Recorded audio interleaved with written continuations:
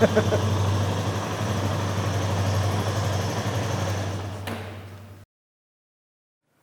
halo semua, kembali lagi di Adi Redo Vlog.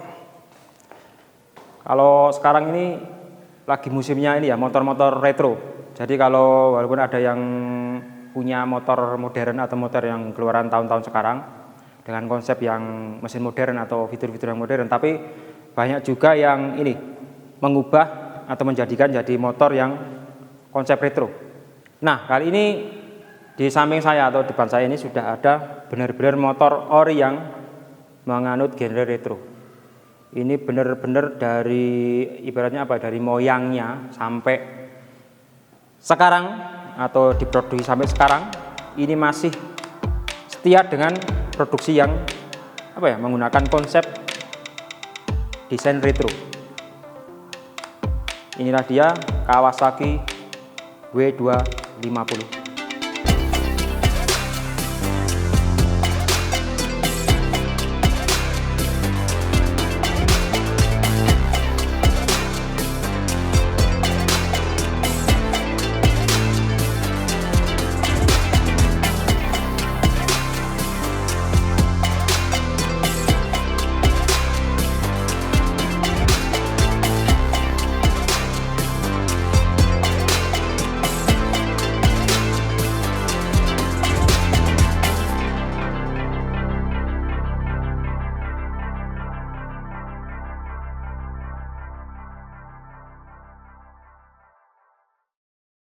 Kalau untuk Kawasaki seri W atau W series itu kan sejarahnya waktu itu Kawasaki membeli perusahaan pembuat sepeda motor. Waktu itu ada Meguro Manufacture Corporation.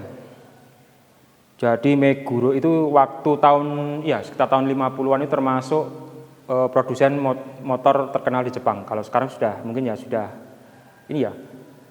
kurang familiar atau mungkin nggak kedengaran namanya.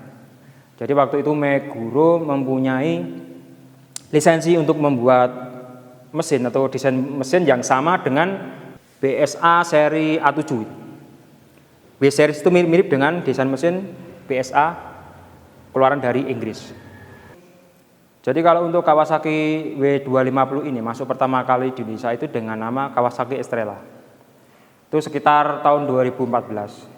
Setelah itu tahun 2017-an atau sekitar tahun 2017 itu namanya berubah menjadi W250.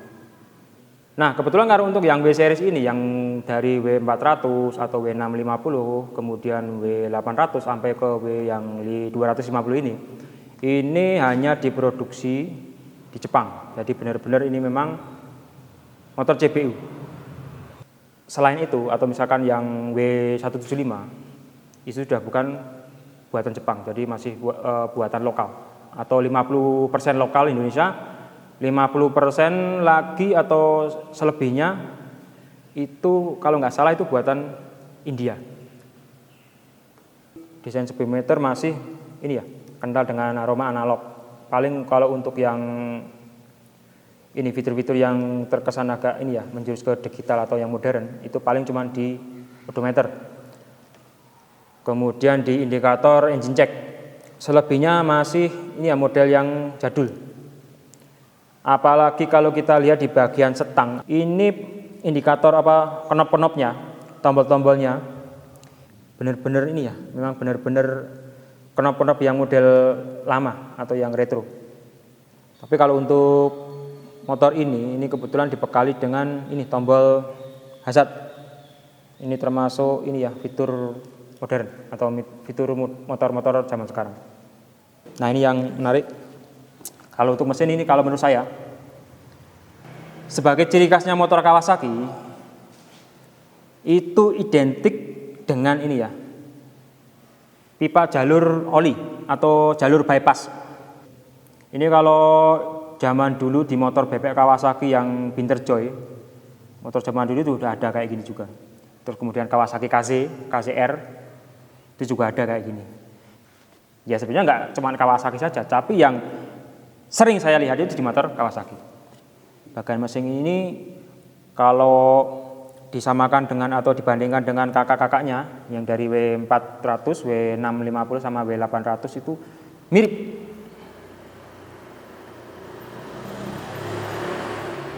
Yang membedakan itu paling cuman ini ya, silindernya. Kalau kakak-kakaknya itu kan menggunakan twin silinder atau paralel twin silinder, jadi silindernya ada 2. Kalau ini cuman 1 silinder 250 cc 2 katup injeksi.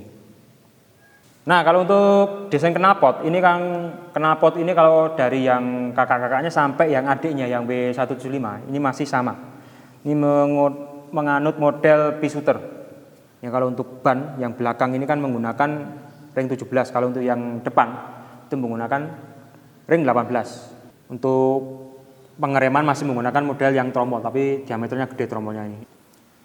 Nah, di sini yang ini kan benar-benar membuktikan kalau ini benar-benar motor ini ya, CPU dari Jepang. Ini kalau di bagian rangka ini ada tulisan Made in Japan.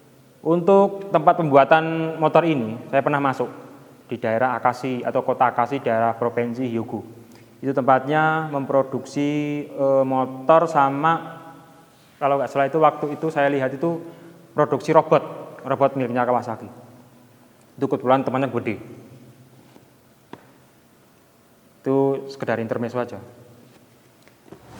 Nah, kalau untuk bagian pengereman depan ini kan untuk kaliper. Ini kalipernya sudah menggunakan produk dari Tokicho atau di Jepang itu apa ya, disebut Tokiko ya. Kemudian untuk bagian ini cakram, piringan cakram ini menggunakan model yang sudah semi floating. Kelebihannya kalau untuk ngerem itu lebih pakem, benar-benar lebih pakem. Tadi saya sempat nyoba keliling ini kan, keliling kampung sini, benar-benar mantap pengeremannya. Dengan diameter yang ini ya diameternya sekitar 300 mm. Untuk shockbreaker depan ini menggunakan shockbreaker yang menggunakan pipa as atau asnya ini gede ya. Ini ukurannya sekitar 39 mm. Nah, kalau untuk desain lampu ini kan kebetulan lampunya ini model yang benar-benar yang retro, jadi yang bulat atau bunder, gitu kan. Kemudian juga untuk lampu sen juga yang model bulat. Demi mempertahankan kesan retronya itu masih menggunakan model yang bolam biasa. Kemudian kalau ini ya, sebagai nilai tambah dari produk W250 ini, untuk setiap ini ya, cover-covernya kayak gini, nih. Ini benar-benar metal. Jadi kalau dihitung-hitung itu kalau untuk material ini ya, plastiknya ini minim sekali. Benar-benar ini apa ya, 80% ini metal. Jadi motor ini memang berat. Ini kan beratnya mencapai 160 kg ya. Spionnya ini gede banget. Ini kalau untuk sekelas motor ini kalau dengan dimensi atau ukuran spion seperti ini benar-benar gede. Penggerak belakang yang menggunakan penghubung rantai, untuk rantainya gede-gede, ini rantai yang model 520. Biasa digunakan kalau waktu zaman dulu itu seperti motor Tiger. Honda Tiger itu ya menggunakan rantai 520 kalau nggak salah itu. Atau Kawasaki yang KZ 200 Winter Mercy itu rantainya gede-gede segini. Kalau untuk motor ini impresi berkendaranya, kalau menurut saya ini benar-benar ini ya, mantep ya. Ini kalau untuk mesin 250 menurut saya sudah cukup torsi, cukup tenaga, walaupun kalau dihitung-hitung untuk cc 250 dibandingkan dengan motor misalkan yang satu pabrik, satu induk, Kawasaki yang ini ya, yang Kawasaki Ninja yang 250 yang silinder tunggal atau yang SL. Itu memang kalah kalau dari segi performa. Jadi memang nggak memperhitungkan performa yang benar-benar yang sacet gitu. Ini kan ibaratnya kan motor priayi ya. Atau pihak Kawasaki itu menarget pasar bukan untuk anak muda. Karena apa? Biasanya kalau anak muda itu dikasih mesin yang kalem kayak gini biasanya nggak kurang begitu tertarik. Kalau Kawasaki itu menargetnya untuk pasar bapak-bapak muda yang ini sudah selesai dengan hidupnya. Selesai hidupnya sudah nggak ini ya, nggak mengejar duniawi lagi. Jadi sudah ini ya, wah sudah kalem, sudah wah urip ki golek apa sih gitu. Ini tenaganya ngisi terus. Tapi kalau untuk sasat memang kurang begitu responsif, tapi kalau torsinya gede kan. Kalau torsi 18,8 atau 19 Nm itu lumayan gede. Transmisi percepatan menggunakan 5 percepatan. Ergonomi berkendara, terutama bagian setang ini kalau menurut saya ini mungkin kurang panjang ya. Kalau menurut saya ini kurang panjang sedikit. Ini stangnya kelihatan terlalu pendek. Ini benar-benar joknya enak. Terus posisi pengemudi karena didukung dengan jok dan stang yang ini ya, memfasilitasi model berkendara yang benar-benar nyaman. Ini nyaman sekali. Ini untuk perjalanan jauh ini saya yakin ini nggak bakal capek. Ini kalau untuk jok ini kan 2 ton. Tangki juga 2 ton karena ini memang keluaran yang special edition. Kebetulan ini kan kalau yang W250 itu keluar yang yang special edition sama yang biasa. Kalau yang special edition tambahnya ya warnanya 2 ton.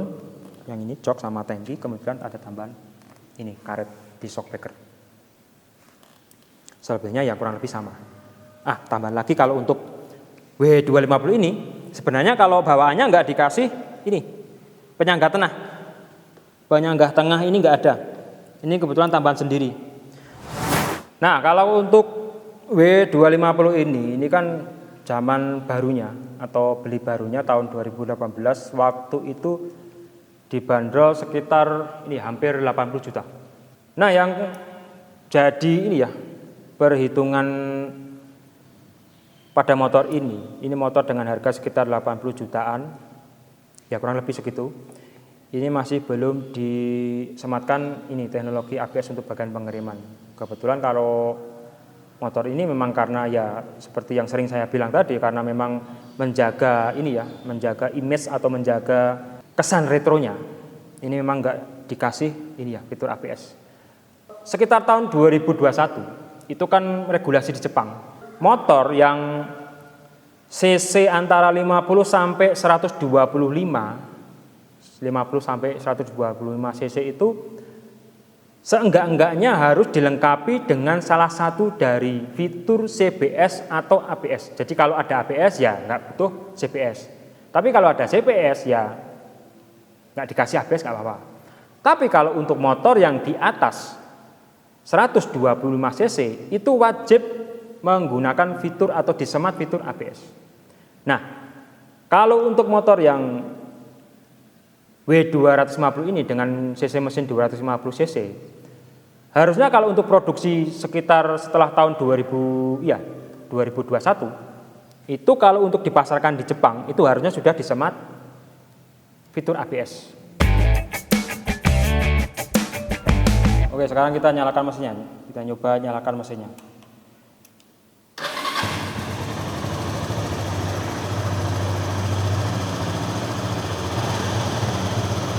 Hitungannya motornya ini ya suaranya knalpot dari W250 ini kesannya masih sopan. Jadi kalau misalkan saya yang punya ini saya ganti dengan ya knalpot yang sedikit free flow biar agak ngebas suaranya. Ini lampu hazardnya kan.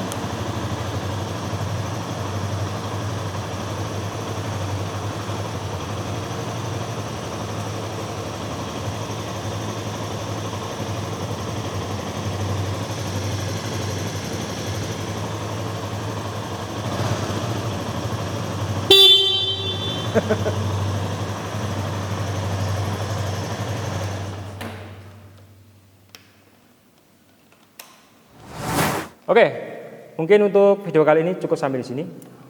Bagi teman-teman yang lain yang pernah atau ada pengalaman memiliki atau merawat motor Kawasaki W250 atau mungkin adiknya ini W175, ya mungkin ada sedikit kesamaan sih, walaupun nggak begitu banyak. Itu nanti bisa komen di kolom komentar. Terima kasih buat teman-teman yang sudah nonton. Kita nanti ketemu di video berikutnya. Oke, sampai jumpa dan bye-bye.